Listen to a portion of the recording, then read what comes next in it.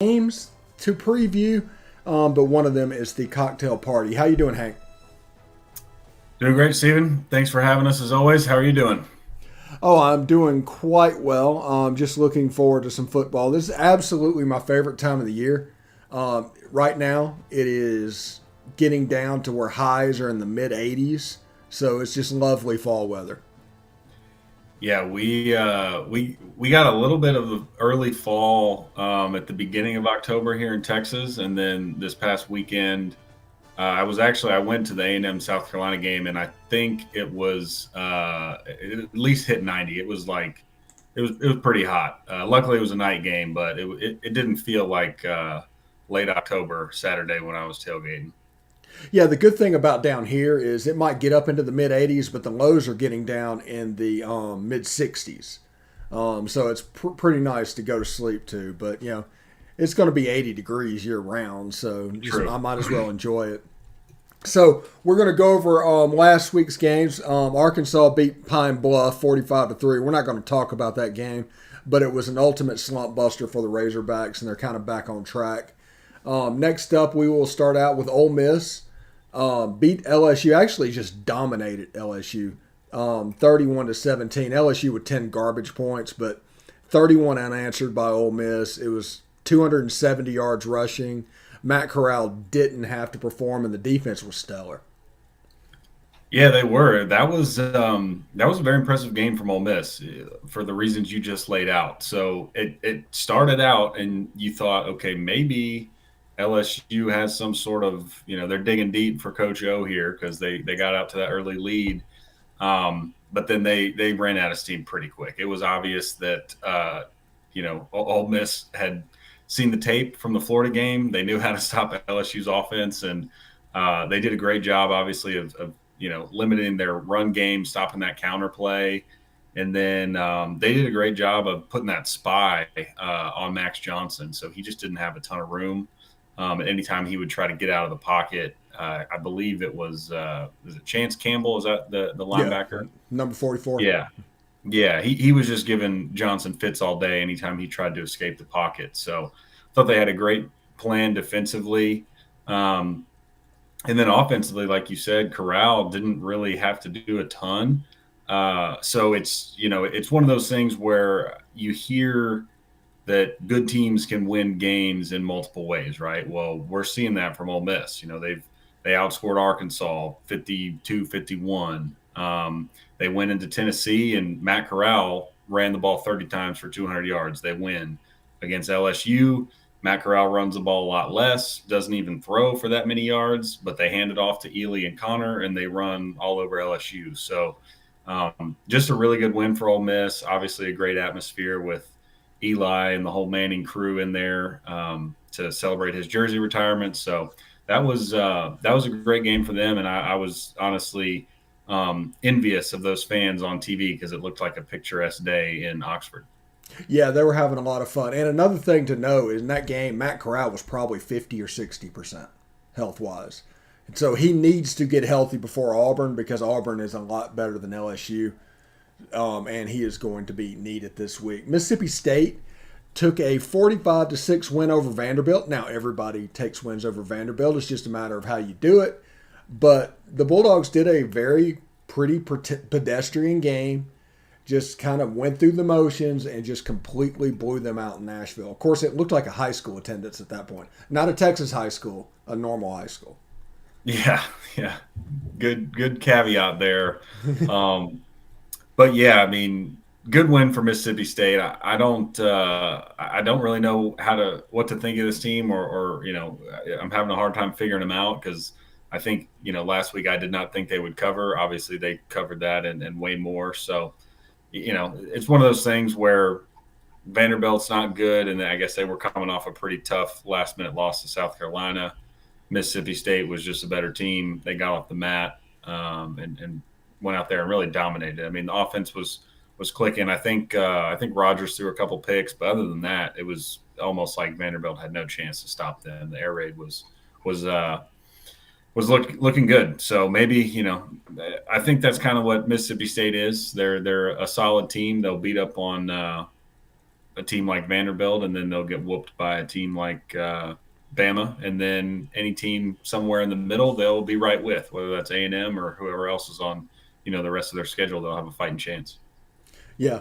Okay. On Thanksgiving, Ole Miss plays Mississippi State in the annual Egg Bowl. The week before, Ole Miss plays Vanderbilt. Mississippi State plays Tennessee State. Which has the tougher game? I mean, you got to say probably Mississippi State at this point. I mean, Hmm. Vanderbilt. I know it wasn't Tennessee State; it was East Tennessee State, but they've already lost to an in-state FCS school. So I'm assuming they've got the tougher matchup, or Mississippi Yeah. State, that is. Yeah, it's kind of nuts to think about, but I would rather play Vanderbilt 5 days before the Egg Bowl than on Tennessee State. It's the weirdest thing. Sure. Alabama, one touchdown game in the fourth quarter before Alabama pulled away and won 52-24. Bryce Young looked really good. He used his legs. It almost feels like they're just winning because they are supremely talented, not because they're doing anything special.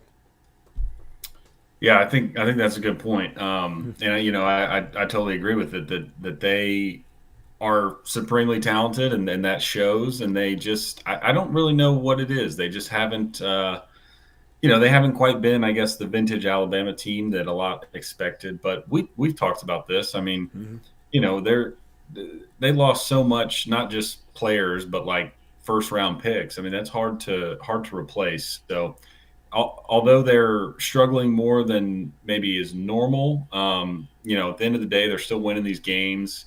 I think in this game, especially, I mean, again, like you said, when you look at the stats, it's not like Alabama played poorly. I guess if you have any gripe with them, it's probably defensively. There was definitely a few blown coverages, as there were against A&M. So that's something they have to get cleaned up. But offensively, they moved the ball. Bryce Young played well, and they just wore Tennessee down. I mean, they dominated time of possession.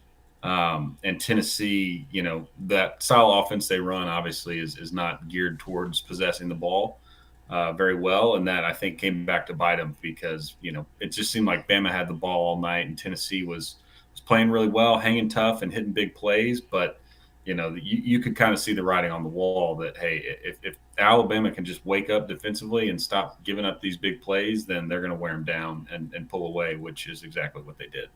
Yeah, they struggled with second and short all night. If they'd gotten a second and one, they didn't pick up the first down like three straight drives, and that was kind of their undoing. Do you know the 2015 Alabama staff of Nick Saban? You have Nick Saban, Kirby Smart, Lane Kiffin, Mario Cristobal. That's four of the top 10 this year on that one staff. And they also had Billy Napier for good measure.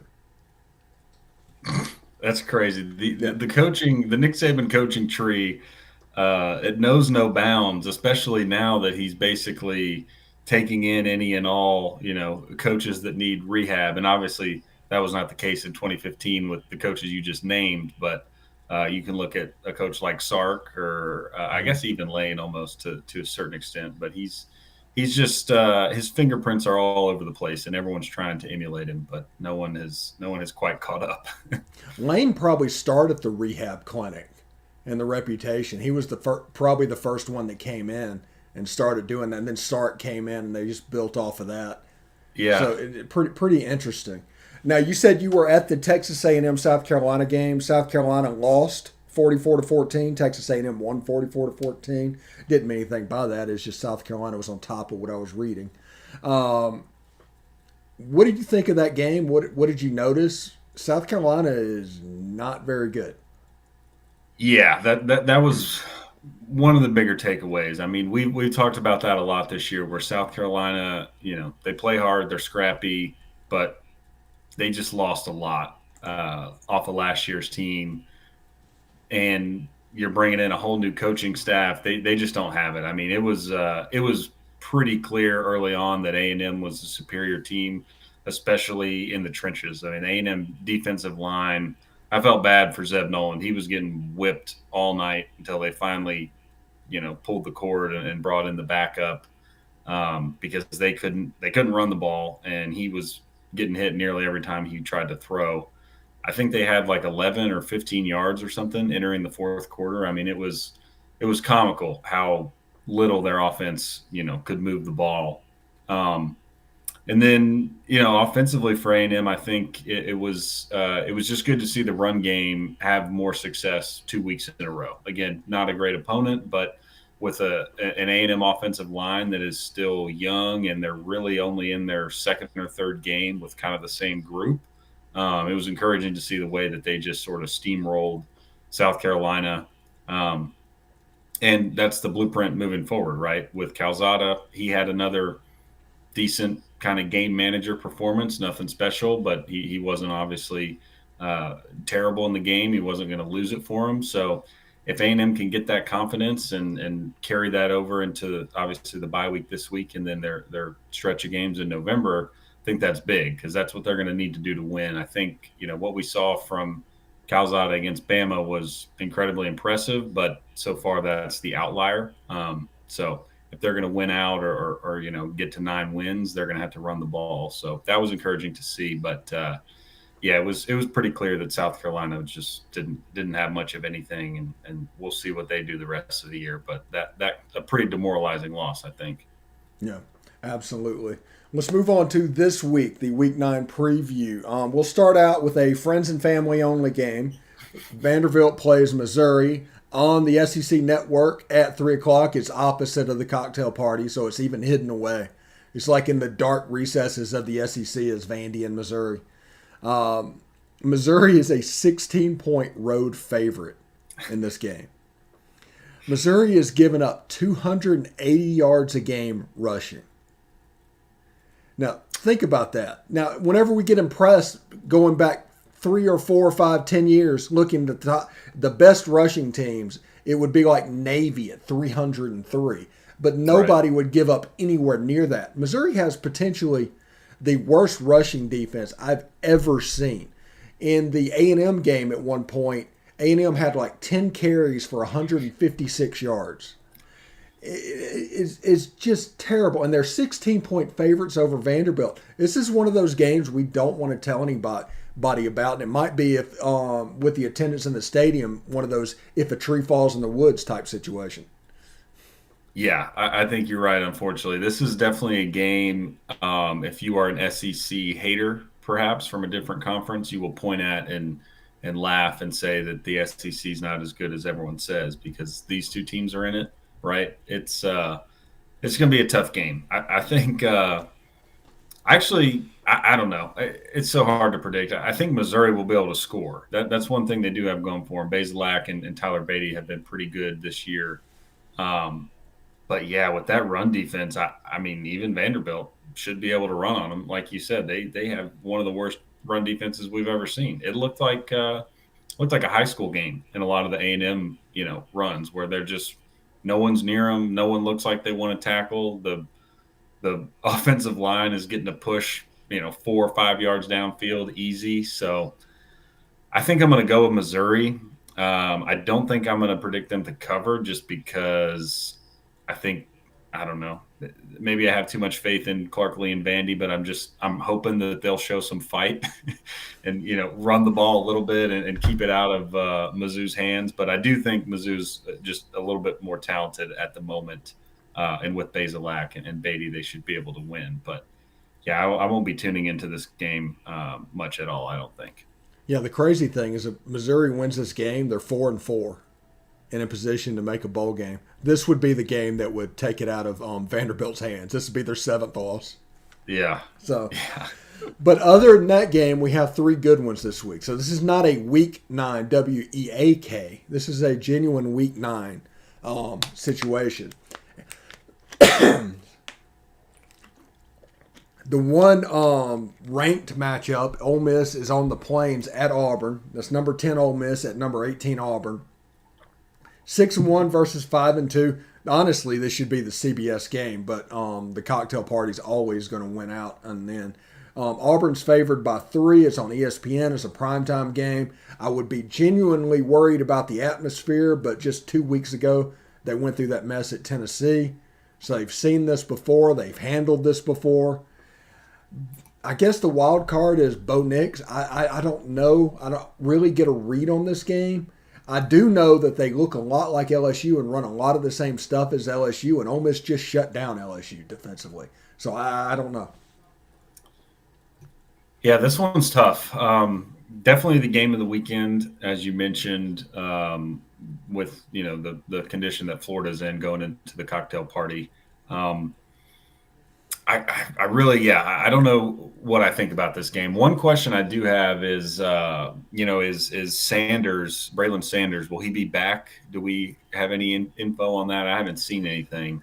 They're extremely tight-lipped on injuries, but I imagine Braylon Sanders is going to be back, and we don't know when because they're going to keep it tight-lipped. And anybody that gives you anything definite about injuries, they're lying to you. But either this weekend, next weekend, or for the A&M game, Jonathan Mingo should be back. Okay. Because I think that will be will have a big impact in this game. I mean, when you look at what Ole Miss was doing earlier in the year when they did have their full repertoire of weapons, it was a little bit different. And we just praised them, or I was just praising them for how they're winning games in different ways, which is impressive. However, it also just shows that they don't quite have the outside threat, really, I think, that Lane would like. And so they're having to get creative and move the ball in different ways. Um, I think I'm going to go with Auburn in this game, basically just because it's at home and crazy things happen at Jordan Hare. Um, it sort of sets up well for them coming off of a bye. Ole Miss is coming off a pretty tough stretch against Arkansas, then Tennessee, then LSU, and then now they have to go to Jordan Hare. So it's just a tough game. I hate to bet against Matt Corral based on how he's been playing because so far he's just put the team on his back and carried them um, through every game. And I think when it really comes down to it, the thing that I'm worried about is the Auburn running backs, whether that's Bigsby. We'll see how healthy he is, but Jarquez Hunter and Sean Shivers have been pretty good as well, even in pass catching. So I think if you're Auburn, you're going to have to try to run the ball. I think they'll be able to at least a little better than LSU. And then I think you're going to have to get creative and try to get them the ball out of the backfield. And then honestly, Bo Nix, we'll see what he can do with his feet in a game like this. Again, he's always a wild card. It's at home. I think he'll play pretty well, and I could see him using his feet a little bit more than he has been. So I'm going to go with Auburn. I don't feel great about it, but I think I'm going to go with Auburn to win a very, very close game. Really, really a coin flip. Yeah, and if Ole Miss could somehow find a way to get this, this is the last game in the regular season Ole Miss leaves the state of Mississippi. So all of November will be in the state of Mississippi. The only other road game is the Egg Bowl. They have a 3-game homestand after this. Yeah, yeah. I mean, it's a huge game for Ole Miss, especially again, I know Bama's schedule from here on out, other than against Auburn, is not. There's not a lot of big games, but they've shown some vulnerability. So if they could lose, Ole Miss is obviously right in position to potentially go to Atlanta. So a huge game for Ole Miss. Yeah. Yeah. And we'll go down the road a little bit in Starkville. They're facing the number 12 Kentucky Wildcats. This is a weird thing. Kentucky's only favored by 1.5. They completely dominated the game last year with like multiple pick six returns and a safety, I think, was in there. I mean, the defense outscored Mississippi State's offense in that game. But they're only a point and a half favorite on the road. It's on the SEC network, 7 o'clock.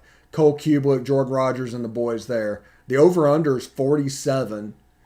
I just don't know. I'm not a believer in Will Levis, but I am a believer in Wan'Dale Robinson, and I think he's going to be able to get a couple in this game. Yeah, I think it's going to be a good game too. I am a little bit surprised, like you said, that Kentucky is not favored by more when you just look at the matchup on paper, right? You got a one-loss team, number 12 in the country, against an unranked Mississippi State team. But when I saw the line, I just kind of thought to myself, maybe Vegas knows something here, and so I think I'm going to go with Mississippi State. When you look at it, they both got whooped by the sort of king of their division in the conference with Mississippi State against Bama, and then Georgia against Kentucky. And Starkville at night, kind of similar to Jordan Hare, some weird things happen. The cowbells will be rocking. They're going to be, they're going to be pumped up, even though it was just against Vanderbilt off of a big win. And I think Mississippi State gets it done. I like the way Will Rogers is playing, the Cowboy, and I think their offense is just it's, again, we talked about it all year. It's not necessarily big play or anything, but they almost possess the ball just through those quick digs and crossing routes and short passing games. So I think I'm gonna go with Mississippi State, and again, Will Levis on the road, I'm not that comfortable picking. Mississippi State has a pretty decent defense against the run, so maybe they'll be able to bottle up Chris Rodriguez. I think that's the key. If Rodriguez can get out and break 100 yards, 150 yards, then I would lean Kentucky. But if they can just work to stop him and force Levis to beat him downfield, then I like their chances. So I'm going to go with Mississippi State, but pretty similar to my Auburn pick. I don't really feel great about it. This one, again, to me is pretty close to a coin flip. Yeah, this is what kind of separates this weekend from last weekend, is the coin flip aspect of these games. And we go to the last game, which is not a coin flip at all. Absolutely not a coin flip at all. It's the world's largest outdoor cocktail party. I hope I got that right, Corey. Georgia, number one in the country. Florida got beat by LSU. LSU ran one play over and over and over again and set the rushing record against Todd Grantham, in which has to be his last game or his last season as a defensive coordinator. That had to be it. It felt like it. Yeah, I'm with you. I mean, it was a little surprising, honestly, that Mullen stuck with him through this year. I know they go back a long way, so he didn't want to fire his buddy, but he's got to go, I'm sure, after this year, just for Mullen to kind of get the heat off himself a little bit and pass the blame over. But yeah, this one, I mean, even before you talk about who we think's going to win, which I'm sure we're on the same page with Georgia, but just the quarterback controversies on both sides, right? I'm not sure what Kirby's going to do. Haven't been able to get a read on that. I wouldn't be shocked if we see both quarterbacks play here. I'm sure, hopefully at some point JT will be healthy. It seems like he's probably getting there. So how much does he use him against Florida? I don't really think they will necessarily need to use him. I think Stetson could go out there and win this game pretty easy, especially the way he's been playing. And then on the other side, Dan Mullen, of course, which I totally understandable that he's being, tight-lipped about who's going to start. He doesn't want to give Georgia any heads up. He wants to make them prepare for both. But it's got to be Anthony Richardson. I mean, I don't know how you could trot Emory Jones out again. So I'm just excited to see what Richardson can do. I mean, he's been hyped up a lot. He's shown some flashes of greatness, but he's about to go up against the best defense in the country and the best defense, frankly, we've seen in many, many years. So you talk about a tough test for your first start. It'll be interesting to see how he handles that. When it comes to the actual game, like I said, I think Georgia will win pretty comfortably. I just don't see Florida, especially defensively, being able to do enough to slow them down. Offensively, I'm kind of torn. Based on what we've seen from Florida, I'm not convinced they have a great offense, but Mullen does have a knack for dialing up, some good game plans, especially in big games. Now, he certainly has been under fire this year, and rightfully so. But when it comes to games like this, I do think he'll have a good game plan. They're coming off of the bye week, so I could see them putting up a little bit more points than we've seen on Georgia, maybe get to 21, 24. But I do not see them winning this game. I think it's, a 38-24 type of game. Yeah, I agree with that as well. Georgia is a 14-point favorite. The over-under is 51, so maybe a 38-24 type game is what they're calling for, or somewhere around there. So it should be pretty interesting to see.